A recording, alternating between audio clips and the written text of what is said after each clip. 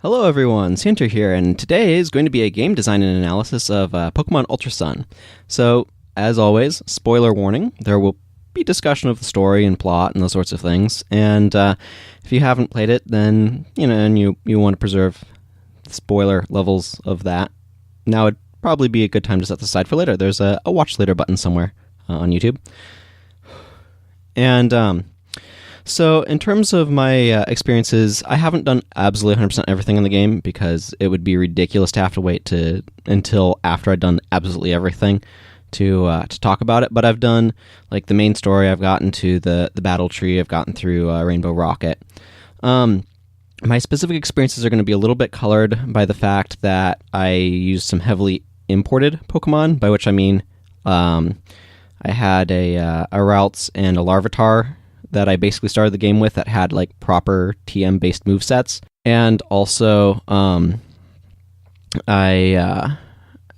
had the Pokemon Gold Celebi, because I got Pokemon Gold, so you get a code, and I could get a Celebi from that.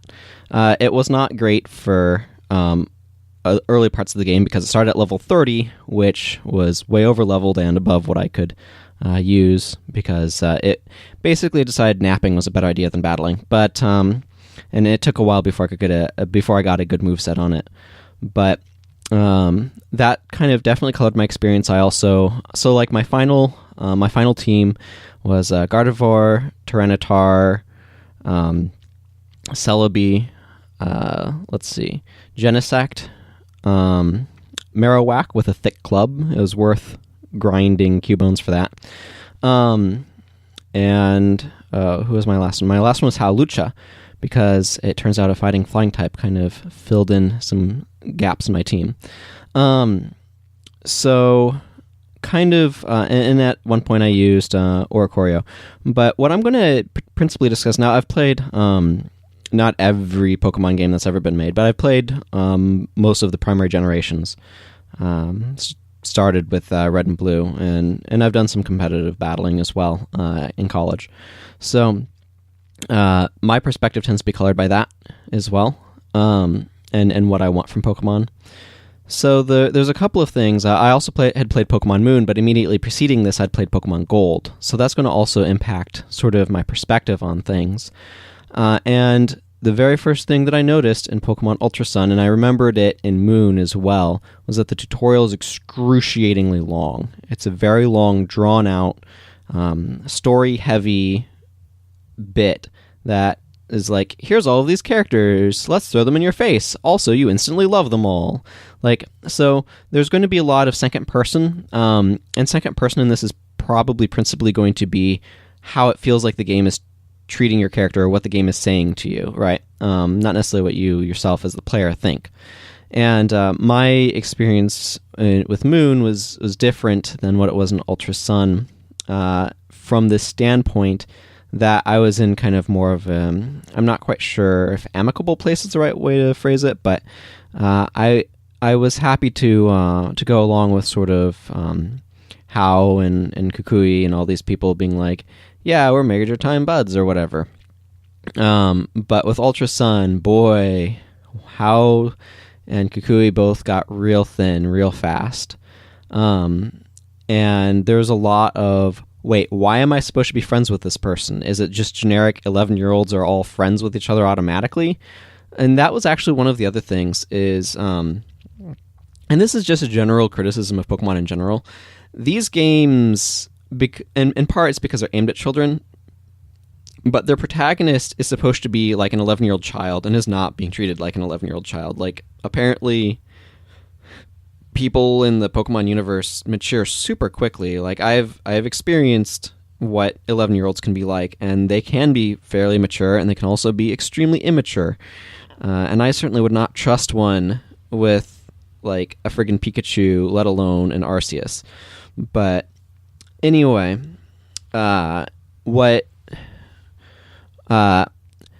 that tutorial was very drawn out, quite excruciating, I felt. And I felt the same way with Moon. Now, it's an interesting problem that Pokemon has to solve, because they keep adding mechanics. And when you add mechanics, you add complexity. And the question is, how do you manage, because returning players are going to expect the things that they're used to, right? They're going to expect different types of Pokeballs of like crazy varieties. They're going to expect TMs. They're going to expect a Mega Pokemon. There's how super effectives work. There's just a ton of different things. But at the same time, I kind of tutorials are one of those things that you have to kind of do in a way where you're being careful to present the information that the player needs without making the player frustrated by it. And there's definitely a lot of art to tutorials, and they're very, very difficult to make well. But it's interesting because in Pokemon Gold, they actually let you skip the how to catch tutorial, and there's not a whole lot of tutorialization. In general, I feel like Pokemon games tend to start off a little weak and get stronger over time, however, because what I personally find very interesting is the combat system and the choices that you have to make there, and what you're going to choose to, like who you're going to choose to have on your team, how you're going to set up their moves, what options you're going to have, what restrictions you're going to have. And Pokemon games in general, and this is actually a fault of most RPGs or mini RPGs, is they start you off very, very limited in all of these categories. And what makes them interesting is when they expand. And Pokemon definitely has that problem. And this is just speaking generally. You start off with basically no options outside of your starter. You might be able to catch a few Pokemon after you get some Pokeballs, but your movesets are still going to be really limited.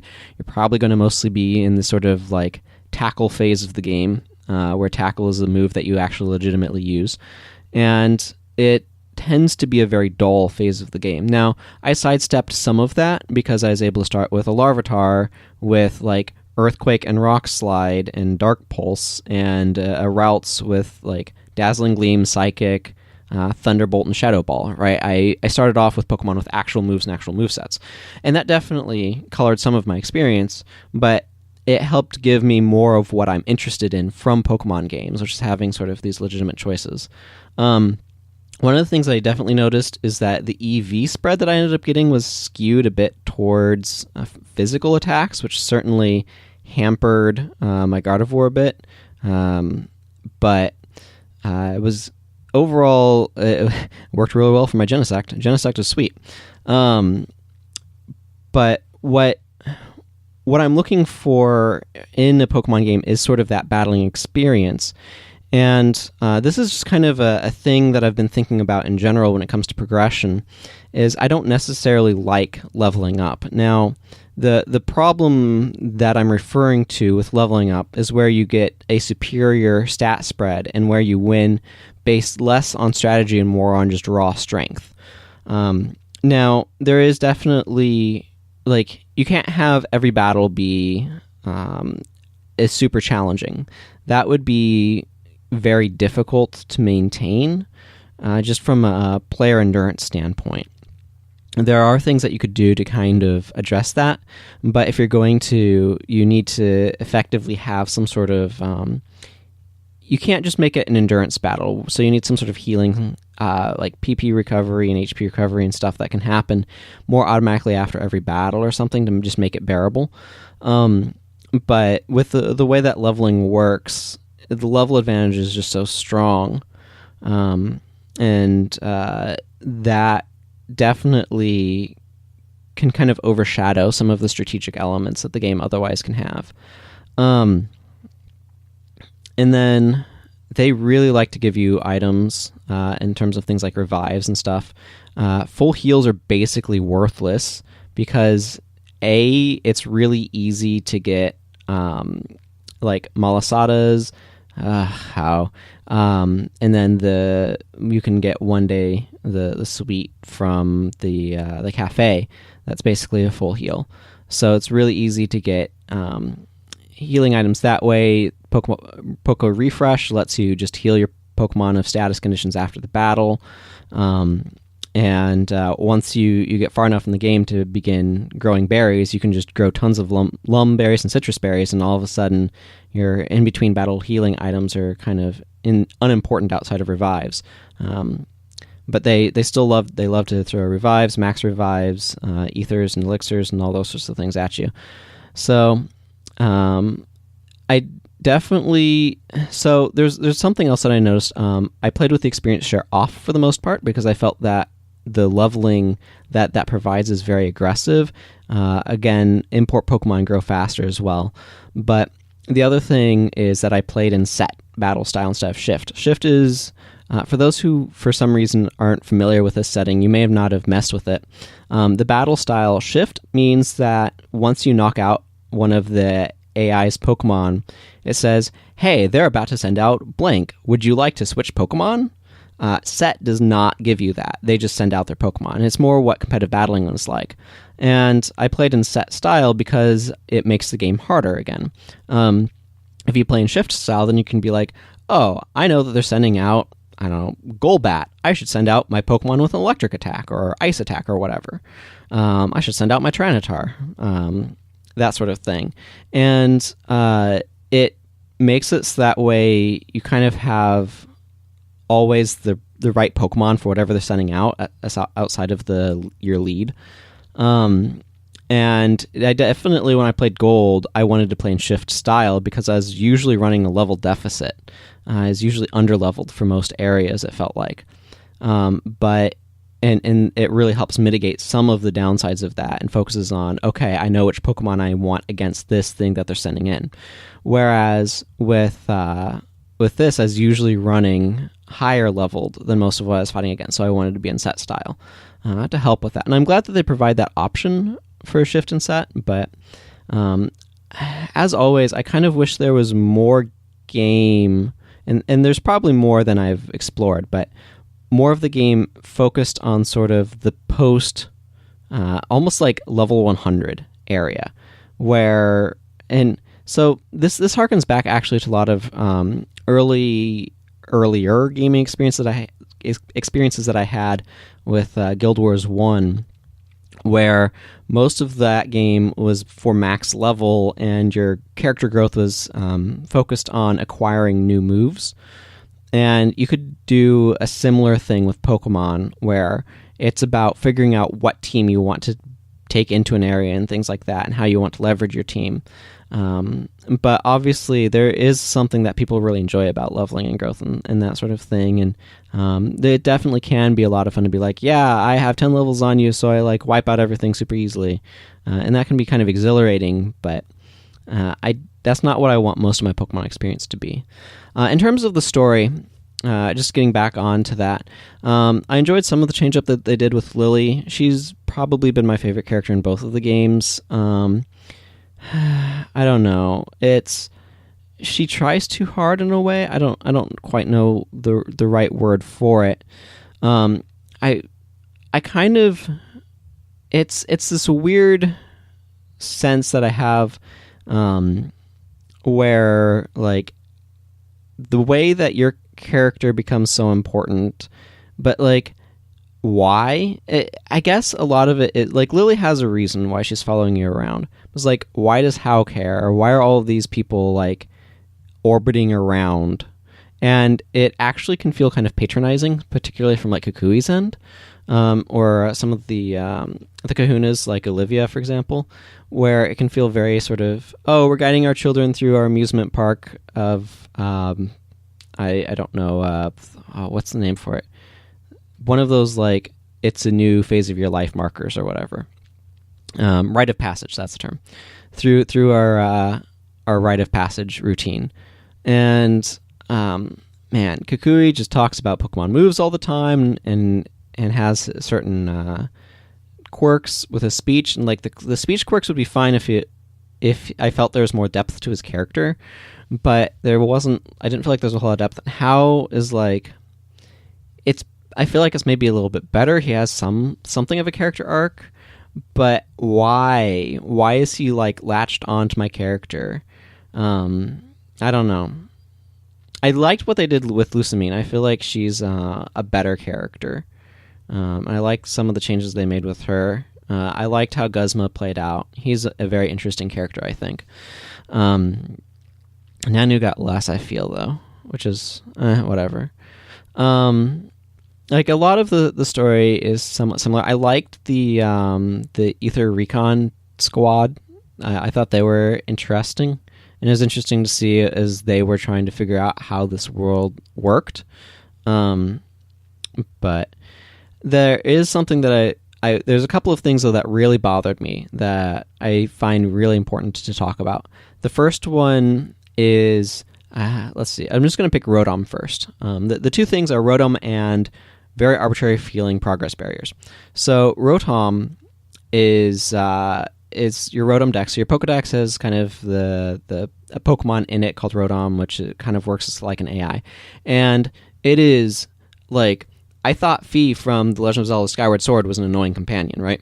Like, a lot of people say, oh, Navi was terrible. It's like, no, Navi had her problems, for sure. But she was not as bad as Fee. And my goodness, Fee looks downright wonderful next to Rotom. There's a couple of problems that I have with Rotom. So the first is it friggin' talks with you all the time and is your map. Which means, because when it talks to you, it hides your map, that your map is like covered 90% of the playtime, or at least this was my experience. And like Rotom will repeat these hints to you, and I appreciate there being a hint system. I think that's a good idea. I really do.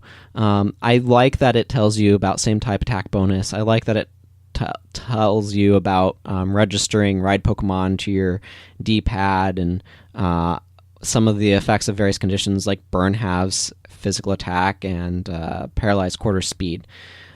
But man, the limited hints get used up very quickly.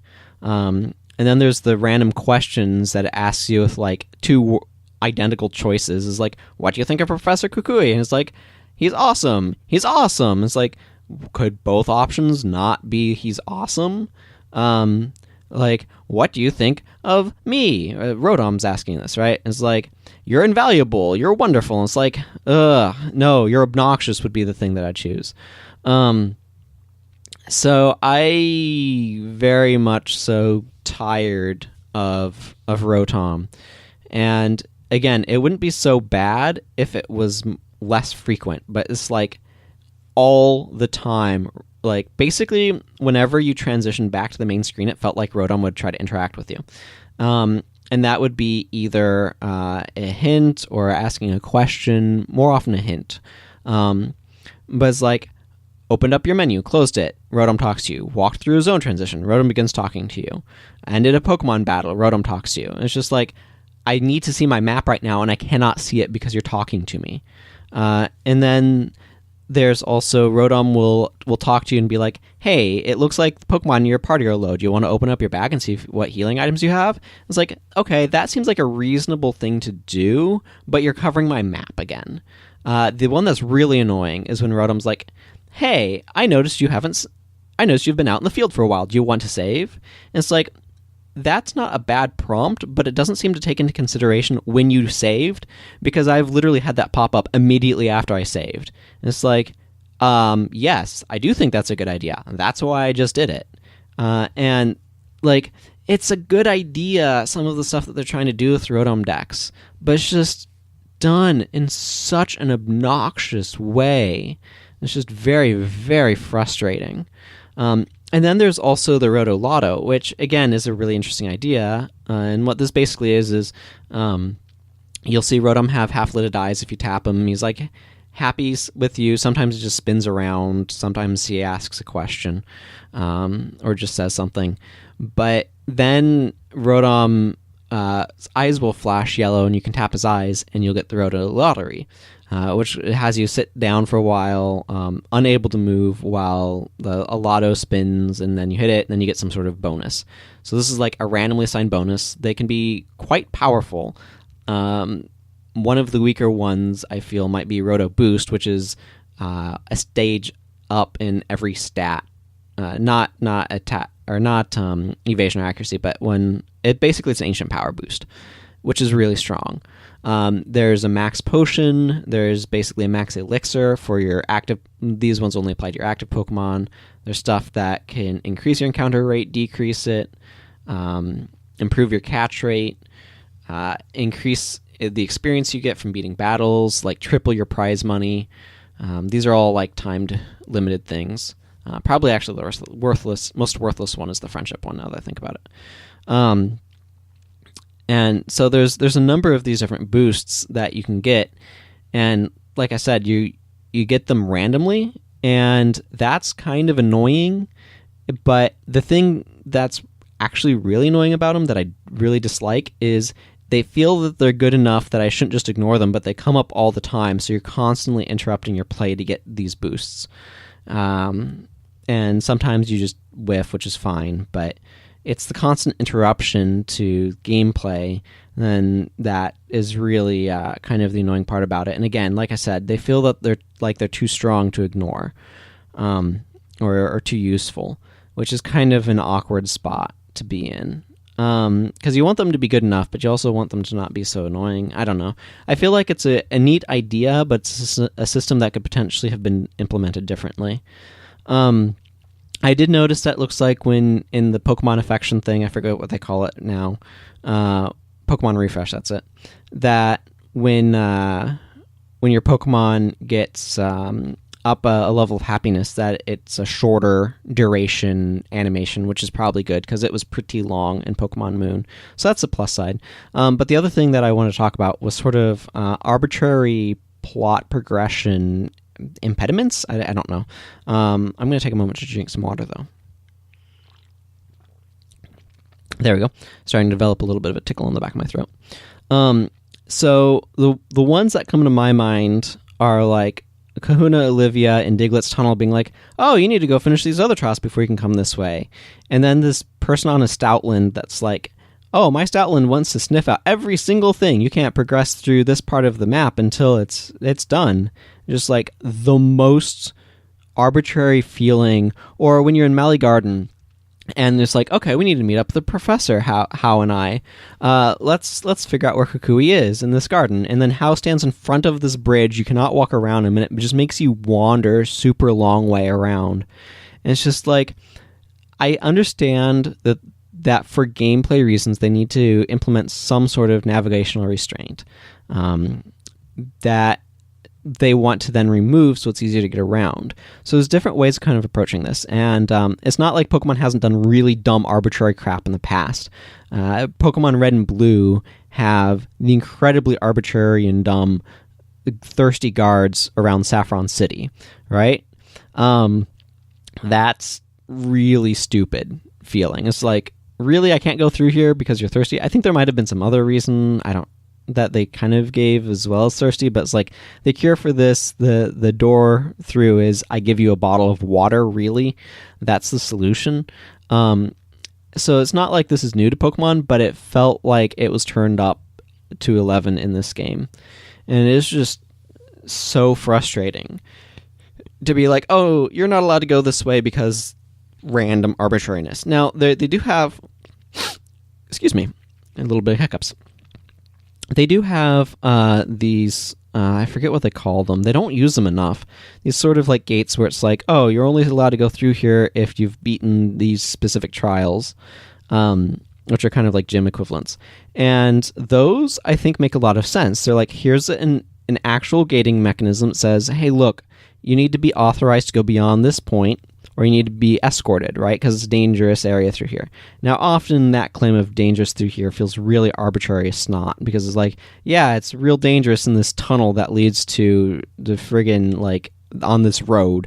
Yeah, this area seems real dangerous, but it at least feels more like a legitimate blocking scheme than just like the patronizing Livia being like, oh, it's not time for you to go this way yet. Or How being like, I'm going to stand really obnoxiously right in the middle of this path you want to go on. Or the guy on the Stoutland being like, oh, you can't come this way because otherwise you're going to interrupt my search with my Stoutland. It's like, how long does it take you to do this? Well, as long as it takes you to get to the next, through the next objective. And that's kind of, oh man, that's so annoying.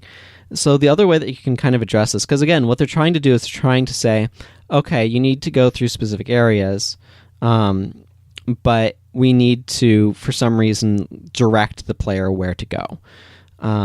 Now, I do want a Pokemon game that feels more freeform in that regard, and I feel like some of the older ones were a little less heavy-handed on the story in terms of... So, like, I don't mind the game having more of a plot and more of a story, but it very much so is its story and its plot, not yours. And I want more of a feeling of collaboration with the game in terms of what sort of story I have and who my character is. And I don't.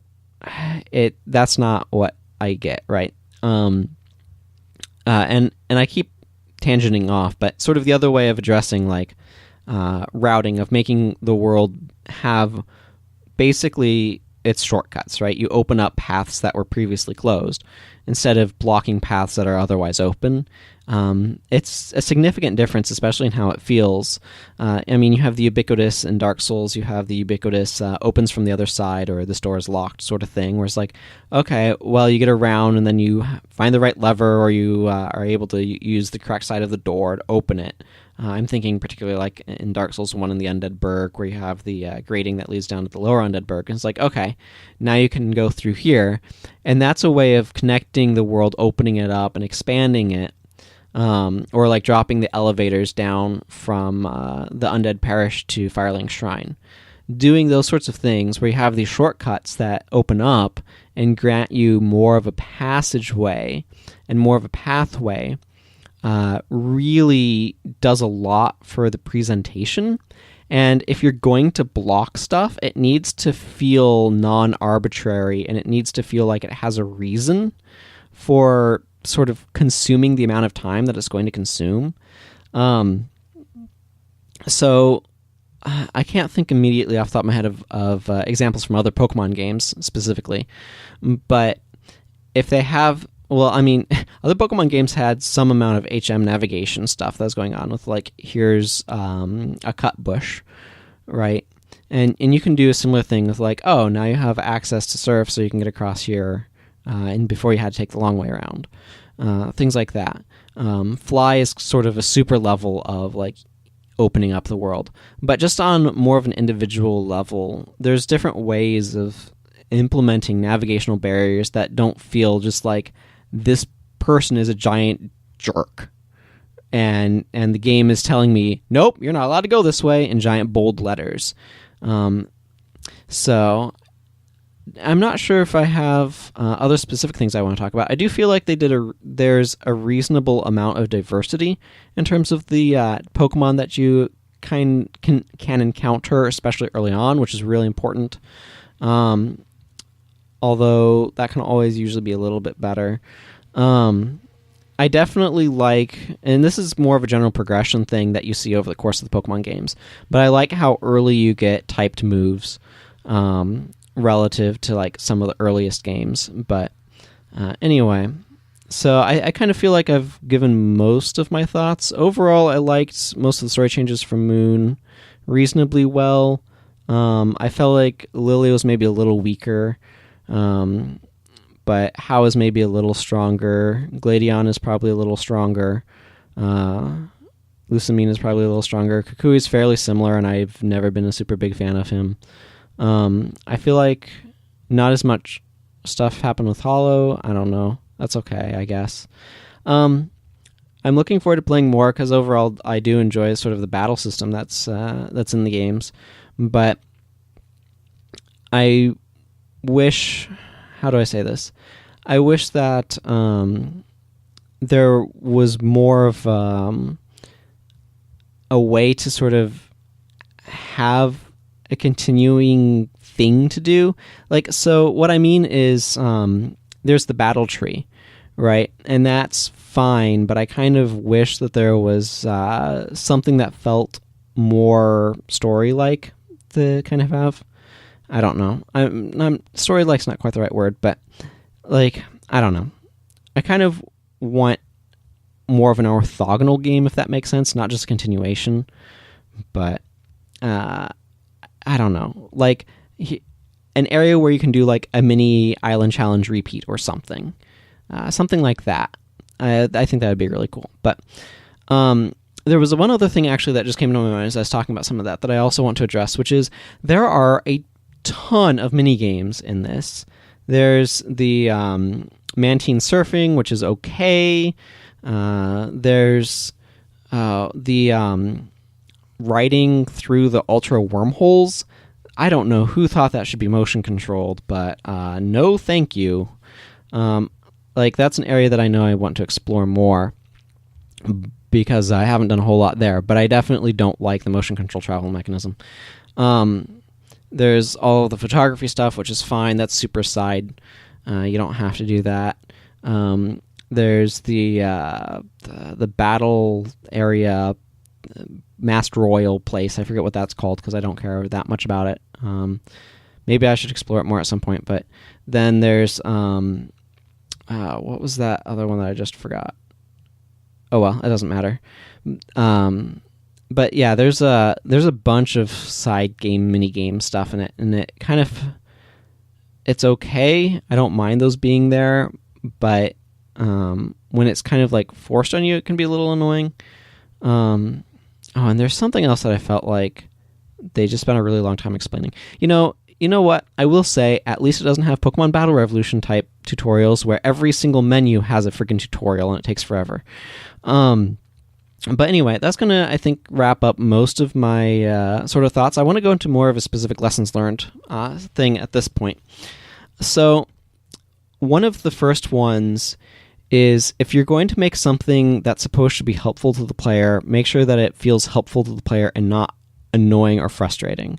Rotom constantly is butting in with, here's some unsolicited advice for you type stuff. And a lot of the ideas of what they're doing with Rotom, I think, are really good ideas. They're trying to address specific weaknesses, which is, how do we give the player information about all of these complex systems that can have an impact on the game, and how do we do it in a way that is not like front-loading it a ton, because you could present a ton of information up front, but like doles it out at regular intervals. And I think it potentially could have been done differently, but I understand why they went with Rotom. I just kind of wish it hadn't, because here's the problem. I wouldn't mind most of Rotom's hints and questions and other things if he wasn't also my map.